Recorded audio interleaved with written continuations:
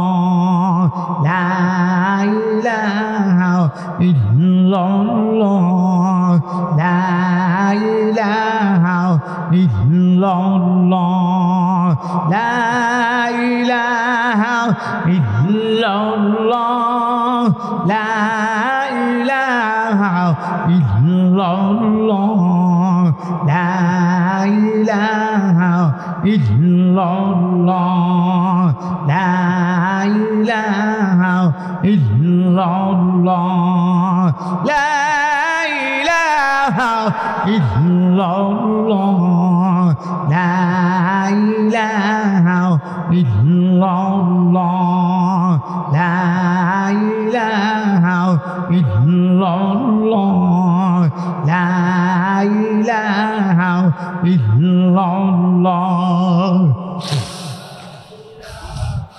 illallah, la ilaha illallah, la ilaha illallah, la ilaha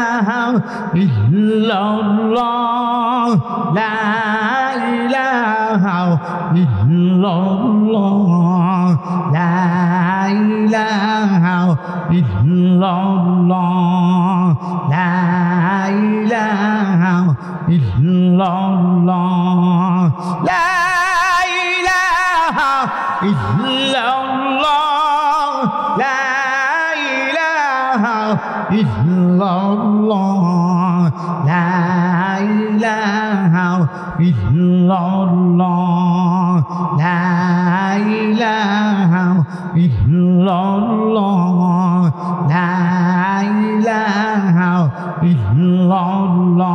illallah, la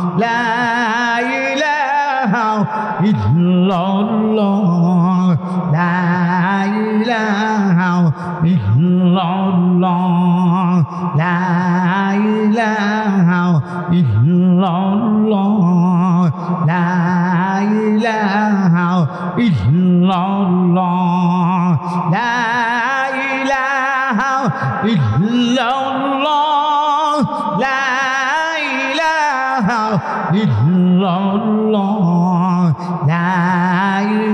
ilaha illallah, la ilaha illallah, la ilaha illallah, la ilaha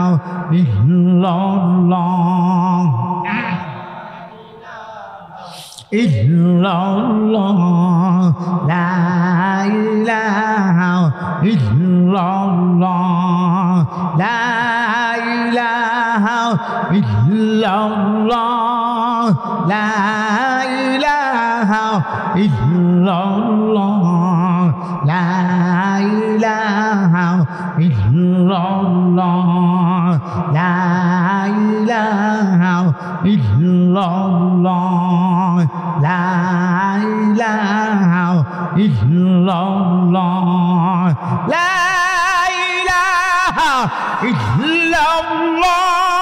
la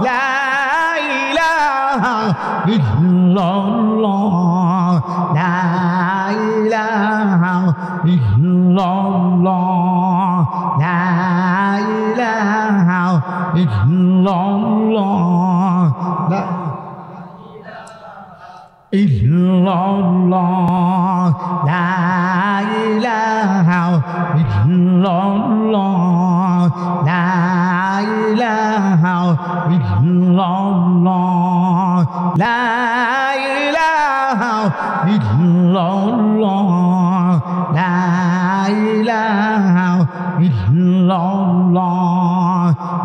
la ilaha illallah, la ilaha illallah, la ilaha illallah,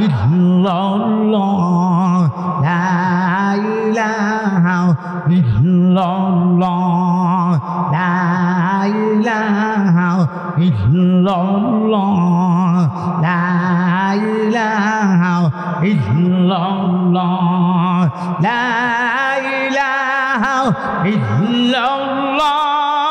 la ilaha illallah, la ilaha ইল্লাল্লাহ লা ইলাহা ইল্লাল্লাহ লা ইলাহা ইল্লাল্লাহ লা ইলাহা ইল্লাল্লাহ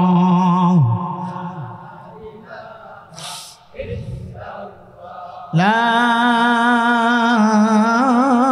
ইলাহা ইল্লাল্লাহু মুহাম্মাদুর রাসূলুল্লাহ।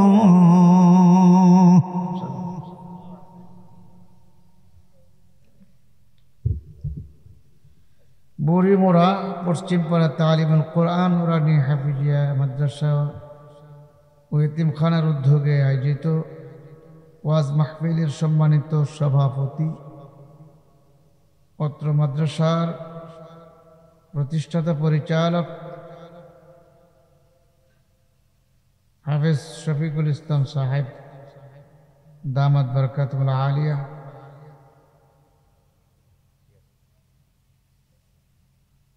হযরত উলামায়ে কেরাম, মুরব্বিয়ান ইজাম,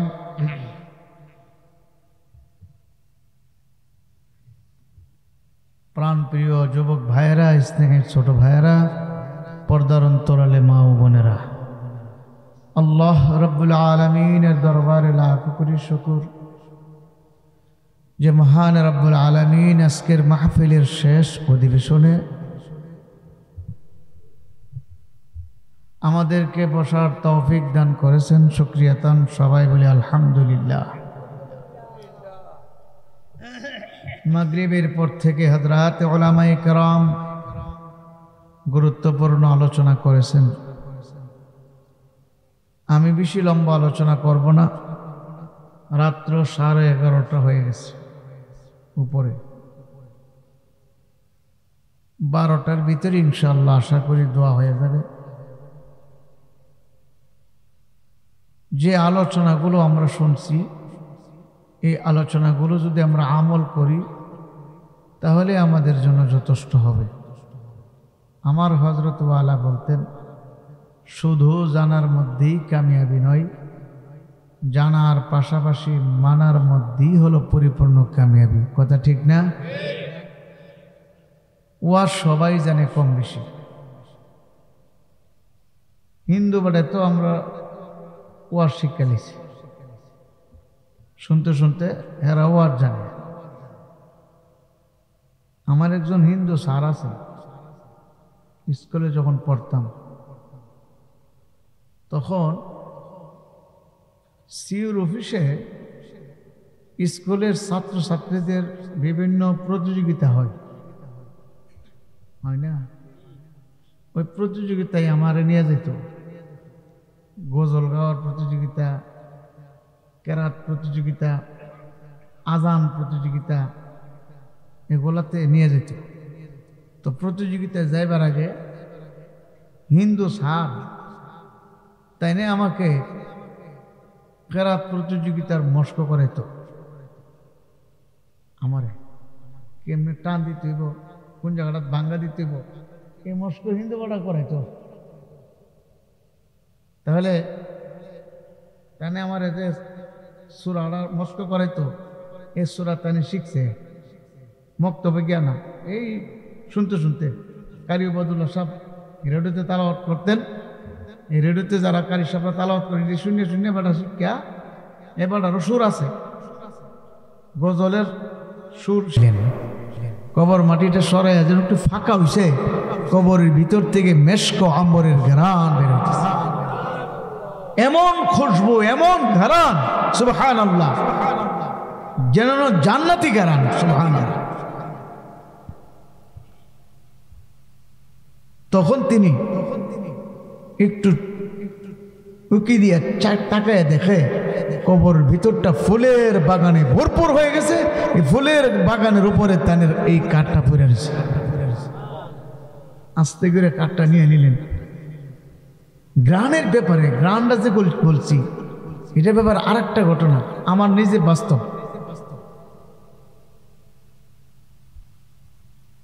মদিনা শরীফে উহুদের পাহাড় আছে না? উহুদের পাহাড়ের কিনারে উহুদের যুদ্ধটা যে জায়গাটাই হয়েছিল, এখানে সাহাবাই কারাম আল্লাহ রসুলের একটা নির্দেশকে মানতে পারে নাই। আল্লাহ রসুল বলছিল তোমরা এই পাহাড়টা ছাড়ো না, এখানে তোমরা থাকবা আমি না বলা পর্যন্ত। কিন্তু সাহাবারা মনে করছো যুদ্ধ তো জিতটা লেছি, যুদ্ধ জিতছি, এখন এরা না থাকে আপনি চলো আমরা যাই। তো একদল ফের সাহাবা বললেন যাব না, আল্লাহ রসুল নিষেধ করছে। আর দল বললেন সমস্যা কি, এখন তো আর কোনো শত্রু নাই, শত্রু যে পাহাড়ের চেপা চাপে ফলাই লইছে এটা ওনার আর দেখে নেই। যাই হোক, আল্লাহর পক্ষ থেকে তো ফাইসালা, ওনারা পাহাড়টা ছাইরা দিলে শত্রুরা পাহাড় উপর উঠে এলোপাথেরই আক্রমণ করলে 70 জন সাহাবী শহীদ হয়ে যায়। এই 70 জন সাহাবায়ে কেরামের কবর উহুদের প্রান্তে। এখানে মাঝামাঝি অবস্থায় সৈয়দুস শুহাদা হযরত আমির হামজা রাদিয়াল্লাহু তাআলা আনহুর কবর আছে। যারা গেছেন হজ উমরা করতে, আপনারা তো জিয়ারত করতে গেছেন। আমি মাগরিবের নামাজের উযু করে আজকে 4-5 বছর আগে উহুদের প্রান্তে একটা মসজিদ বানাইছে, আগে মসজিদটা ছিল না। এই মসজিদে নামাজ পড়তে আমি উযু করে নামাজে ঢুকবো, উযুখানা আর নামাজ এর মাঝামাঝি একটা রাস্তা আছে গল্লি, এই জায়গাটা অতিক্রম করে মসজিদে ঢুকবো। এমন সময় আমার নাকে এমন সুঘ্রাণ লাগলো, আমি দুস্তর মধ্যে দাঁড়ায় গেলাম। এমন ঘ্রাণ, এমন মজার ঘ্রাণ, আমি নাক দিয়ে টানতেছি, ভিতরে নিতেছি। ওখানে একজন লোক চাকরি করে আমাদের এলাকার, তারে বললাম ভাই এমন মজাদার ঘ্রাণ করতে আসতেছে, এখানে কোনো ফুলের বাগান টাগান আছে নাকি? ও ভাইজান ফুলের বাগান, জান্নাতের বাগান আছে। কইলে কোন জায়গা? আপনি জানেন না? 70 জন সাহাবায়ে কেরামের মাকবারা, এই মাকবারার ভিতর থেকে ঘ্রাণ আসতেছে। রাত্র যত গভীর হবে ঘ্রাণ তত বেশি ছড়াইয়া পড়ে। তো মাননা পেতেন না?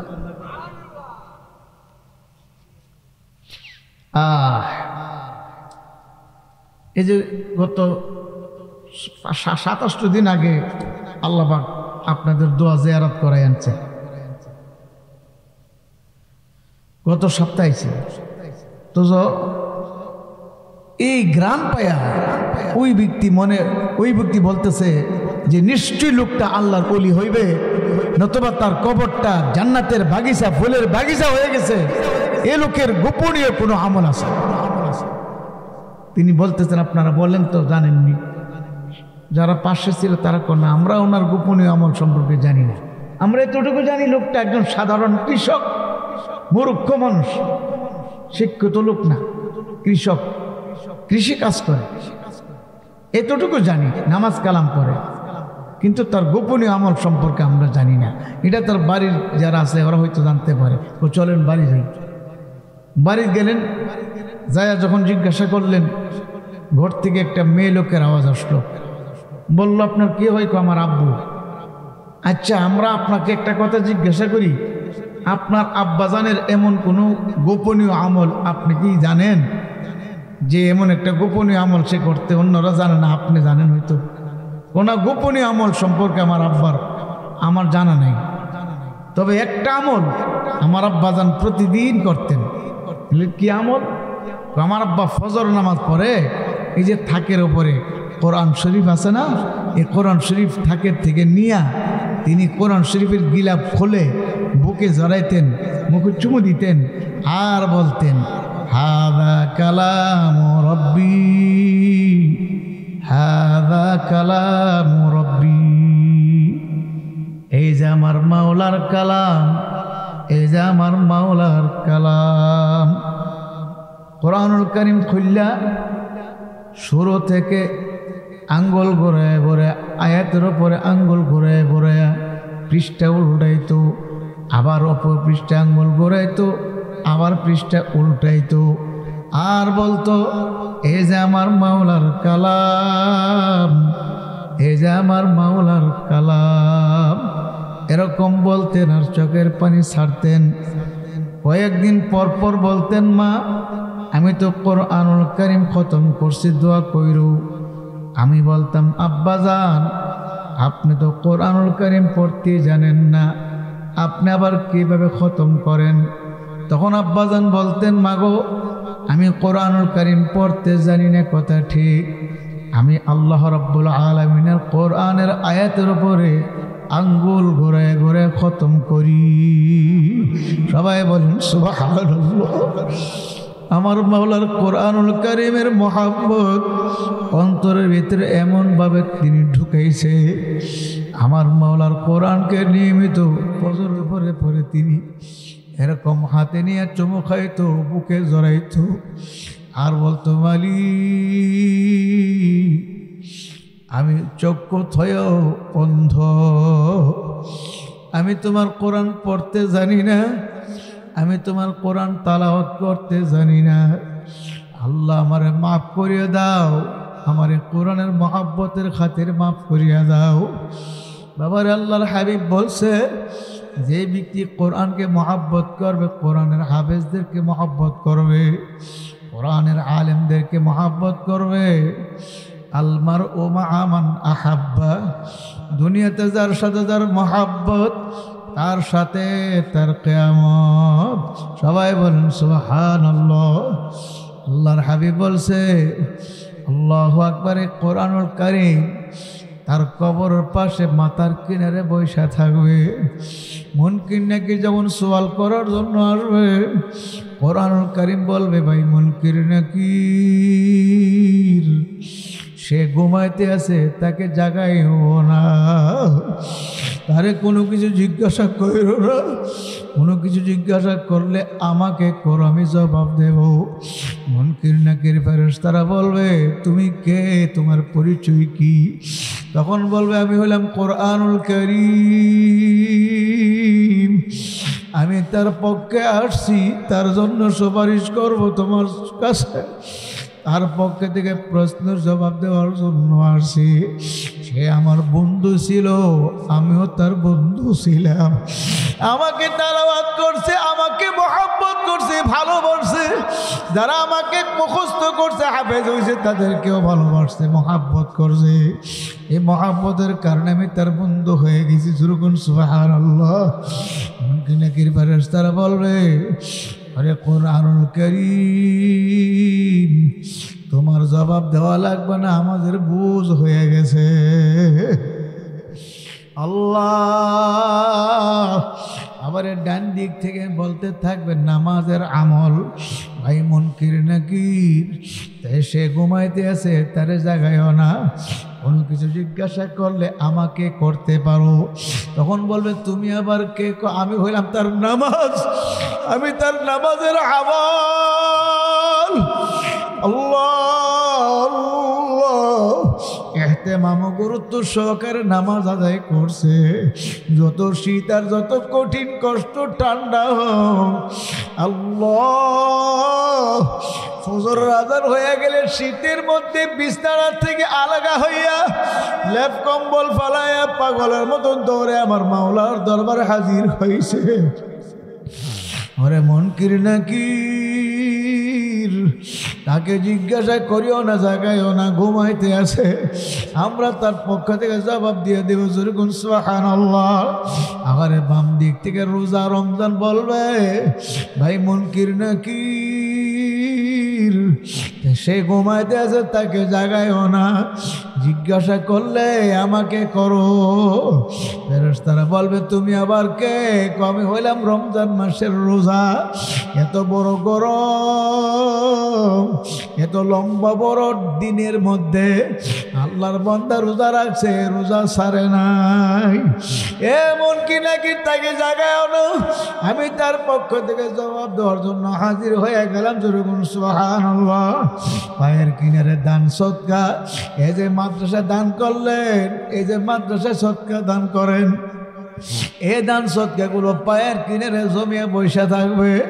মুনকির নাকির তাকে জাগায়ও না, জিজ্ঞাসা করলো আমাকে জিজ্ঞাসা করো। মুনকির নাকির বলবে তুমি আবার কে? আমি হইলাম তার দান সৎকার আমল। যেরকম সুবহানাল্লাহ। আমার মাওলা ডাক দিয়ে বলবে ও মুনকির নাকির, আমার বান্দাবান্দির পক্ষ থেকে কোরআন হাজির হয়ে গেল, নামাজ হাজির হয়ে গেল, রোজা হাজির হয়ে গেল, দান সদকা হাজির হয়ে গেল। হে মুনকির নাকির, আমার বান্দারে জাগায় না, আমার বান্দারে জাগায় না, আমার বান্দাকে জিজ্ঞাসা করার দরকার নাই। যেরকম সুবহানাল্লাহ। কেউ আমাকে আপনাকে আর জাগাইতে পারবে না। কিয়ামতের ময়দান যেদিন কায়েম হবে, ইসরাফিল সিংহে ফু দিবে, ইকামতুল কিয়ামত এমন ভয়ঙ্কর আওয়াজ হইবে, কবরবাসীরা বলতে থাকবে কিসের আওয়াজ শোনা যায়? তখন বলবে ইকামতুল কিয়ামত, কিয়ামতের শব্দ শোনা যায়। তখন বলবে মাত্র ঘুমাইছি, এখনই কিয়ামতের ডাক এসে গেল। ফেরেশতারা বলবে তুমি কি বলো? 40,000 বছর ঘুমাইছো, তোমার খবর নাই কোকে, এই মাত্র ঘুমাইছি, এখনো তৃপ্তি মিঠে না। এ বাবারা, এ যুবকেরা, এ পর্দার আড়ালের মা বোনেরা, এমন ঘুম ঘুমাইবেন, এমন ঘুম ঘুমাবেন কবরের ভিতরে, কিয়ামতের আগে আর কেউ জাগাইতে পারবে না। কিয়ামতের ময়দান যেদিন কায়েম হইবে, মাওলা কিয়ামতের ময়দানে ডাক দিবে, ইলাইনা তুরজাউন। সমস্ত মানুষ কিয়ামতের ময়দানে উঠবে। সবার আগে আমার আপনার নবী মুহাম্মাদুর রাসূলুল্লাহ সাল্লাল্লাহু আলাইহি ওয়াসাল্লাম কিয়ামতের ময়দানে সবার আগে উঠবে। জোরে বলুন সুবহানাল্লাহ। আল্লাহর হাবিব সবার আগে উঠি বলবে আইনা উম্মত, আমার উম্মত গুলা কই? আমার মাওলা বলবে বন্ধু আপনি পেরেশান হয়ে না, আপনার উম্মতকে উচিরি আপনার সামনে হাজির করা হইবে। আল্লাহর হাবিবের পরে আদম আলাইহিস সালাম কিয়ামতের ময়দানে উঠবে। তারপর অন্যান্য নবীরা সিরিয়াল মেনটেন করে উঠতে থাকবে। তারপরে উম্মতের পালা, উম্মতের মধ্যে সবার আগে উম্মতে মুহাম্মদী উঠবে। যেরকম সুবহানাল্লাহ। উম্মতি মুহাম্মদীর মধ্যে আবু বকর সিদ্দিক সবার আগে উঠবে, ওমর ইবনুল খাত্তাব তারপরে উঠবে, হযরত ওমর ইবনুল খাত্তাব, পরে আলী রাদিয়াল্লাহু, হযরত উসমান গনি উঠবে, তারপর হযরত আলী রাদিয়াল্লাহু উঠবে। একের পর এক সাহাবায়ে কেরাম উঠতে থাকবে, তাবিঈনরা উঠবে, তাবিঈন উঠবে, উলামায়ে মুতাকাদ্দিমিন উঠবে, মুতাআখিরিনরা উঠবে, তারপর সাধারণ মুসল্লিরা উঠতে থাকবে। তারপর মানুষগুলো সবাই কিয়ামতের ময়দানে উঠবে। আল্লাহর হাবিবের উম্মত উঠার পরে অন্য অন্য নবীদের উম্মতেরা উঠবে। কিয়ামতের ময়দানটা ভরপুর হইয়া যাইবে। আল্লাহ, কিয়ামতের ময়দানে আমার মাওলা মানুষগুলাকে দুই ভাগে ভাগ করিয়া দিবে। এক ভাগ মানুষ হবে জান্নাতি, আর এক ভাগ মানুষ হবে জাহান্নামী। জান্নাতীদেরকে আমার মাওলা আরশে আজিমের ছায়ার নিচে জায়গা দিবে। যেরকম সুবহানাল্লাহ। আর নাফরমান গুনাহগারদের উপরে কোনো ছায়া থাকবে না। আমার মাওলা কিয়ামতের ময়দানে কিভাবে আলাদা করবে? আল্লাহর কুতুবারা চরমনার জমিনে ঘুমায় রয়েছে। আল্লাহর কুতুব একটা মেসাল দিয়া বলতেন, বাবা দুনিয়ার দান কাটিয়া, আগের মানুষেরা দান দাইয়া কাটিয়া বাড়িতে আনিয়া মেশিন দিয়া বা গুরু দিয়া মলম পাড়াইয়া সরিয়া দানগুলাকে কোলার মধ্যে তুললা জারা দিত। কথা ঠিক। এখন তো জারা দেওয়া লাগে না, কুলাই তোলা লাগে না, মেশিনের ভিতরে জারা হইয়া যায়। আগেকার মা বোনেরা জারা দিয়া কুলার মধ্যে তুলিয়া জারা দিত। যে দানের ভিতরে চাউল আছে কুলার কিনারা চলিয়ে আসতো, আর যে দানের ভিতরে চাউল নাই চিটা দান আলাদা হয়ে যাইত। আল্লাহর কুতুব বলতো, বাবা আমার মাওলার একটা কুলা আছে কিয়ামতের ময়দান। আমার মাওলা কিয়ামতের ময়দান নামক কুলার মধ্যে তুইল্লা আমার মাওলা যারা দিবি আমতাজুল ইয়াউমা আইয়ুহাল মুজরিমুন। এ মুজরিমুনের দলেরা, গুনাহগারের দলেরা, নাফরমানের দলেরা, এ জিনাকারের দলেরা, এ খবিসের দলেরা, এ সুদখোর ঘুষখোর হারামখোরের দলেরা, এ দাড়িকে বান্দারা, এ টেলিভিশন সিনেমা নাচ গান দেখইয়ারা আমার নেককারদের থেকে আলাদা হইয়া যা। আমার আমার নেককারদের সঙ্গে তোদের জায়গা নাই। আমার মাওলা আয়াত ঘোষণার সঙ্গে সঙ্গে নাফরমান গুনাহগাররা আলাদা হইয়া যাইবে, নেককারদের থেকে আলাদা হইয়া যাইবে। র্যাব লাগবে না, চিতা কুবরা পুলিশ আর্মি কিছুই লাগবে না, এদেরকে টানিয়া টানিয়া নেওয়া লাগবে না। লজ্জায় পড়িয়া লজ্জিত হইয়া আলাদা হইয়া যাইবে। আমার মাওলা এর মধ্যে একটা পর্দা দিয়া দিবে। আল্লাহ আল্লাহ, আমার মাওলা কিয়ামতের ময়দানে দুইটা ভাগ করিয়া নাফরমানদেরকে আলাদা করিয়া নেককারদেরকে আলাদা করিয়া দিয়া আমার মাওলা ঘোষণা করবে, হে নাফরমান গুনাহগাররা, আজকে ভালো করে বুঝিয়ে নে আমার আযাব কত কঠিন। যে সূর্যটা 9,30,00,000 মাইল ওপরে, এই সূর্যটা আমার মাওলা কিয়ামতের ময়দানে নাফরমান গুনাহগারদের মাথার উপরে উপর করে ছাইরা দিবে। সূর্যটা কারো ছোয়া হাত, কারো অর্ধ হাত, কারো সুরমার সলা 1-1.5-2 ইঞ্চি উপরে থাকবে। সূর্যের তাপে যখন এমন ভাবে হা করে বাড়তে থাকবে, নাফরমান গুনাহগারের মাথার তালুগুলো টাস ঠাস করে ফাটিয়া যাইবে, নাফরমানদের মাথার তালু ফাটিয়া যাইবে, মগজ বক বক বক বক করিয়া বাতের মারেন নেই উঠলে উঠলে পড়তে থাকবে, কান দিয়া নাক দিয়া চক্ষু দিয়ে বের হতে থাকবে। নাফরমানের গোষ্ঠী দৌড়াইবে আর বলবে সহ্য করতে পারে না, জাহান্নামে দিলে জাহান্নামে ফালা দো, আর সহ্য করতে পারি না। আমার মাওলা বলবে খবিস, এই আযাব শেষ না, আরো আযাব কঠিন আযাব আছে। এ ফেরেশতারা জাহান্নামকে কিয়ামতের মাঠে হাজির করো, তবে খবরদার 70,000 শিকল লাগাও, এক এক শিকলে 70,000 ফেরেশতারা মজবুত করে দড়িয়া রাখো। জাহান্নামের পেটের খিদা এত মারাত্মক খিদা, হাজির করার জন্য যখন আমি ডাক দিব এমনভাবে দৌড় মারবে, তোমরা ভালো করে দড়িয়া রাখো। আমার মাওলা বলবে হে জাহান্নাম আয়, নাফরমানদের দড়িয়া দড়িয়া খাই। নাফরমানের ধরার জন্য খাওয়ার জন্য যখন ডাক দিবে, জাহান্নাম গরিব গরিব করে আওয়াজ করিয়া লাফায়া লাফায়া কিয়ামতের ময়দানে হাজির হইতে থাকবে। আর ফেরেশতারা জাহান্নামের গলায় শিকল লাগাইয়া এক এক শিকলে 70,000 ফেরেশতারা দড়িয়া টানতে থাকবে, এমনভাবে মজবুত করে ধরবে যদি ছুটিয়া যায় একটা মানুষকেও যেন রাখবে না। আল্লাহ, এই জাহান্নামের আওয়াজে কিয়ামতের ময়দানটা থর থর করে কাঁপতে থাকবে, সমস্ত মানুষগুলো চিৎকার করে দৌড়াদৌড়ি করতে থাকবে, কোথাও গিয়া বাগনের জায়গা পাইবে না, পালাবার জায়গা পাইবে না। আল্লাহ, এই অবস্থা দেখি 1,00,000 বা 2,24,000 পয়গম্বর আমার মাওলার কুদরতি পায়ে সেজদা পড়িয়া কাঁদবে, ইয়া রব্বি নফসি নফসি, ও মালিক, ও আমার রব, আমার উপায় কি, আমাকে বাঁচাও, আমাকে বাঁচাও, তোমার জাহান্নামকে ফিরাও, আমাকে বাঁচাও। আদম আলাইহিস সালাম থেকে ঈসা রূহুল্লাহ আলাইহিস সালাম পর্যন্ত সমস্ত নবী রাসূল নিজের জন্য কাঁদবে, উম্মতের খবরও থাকবে না।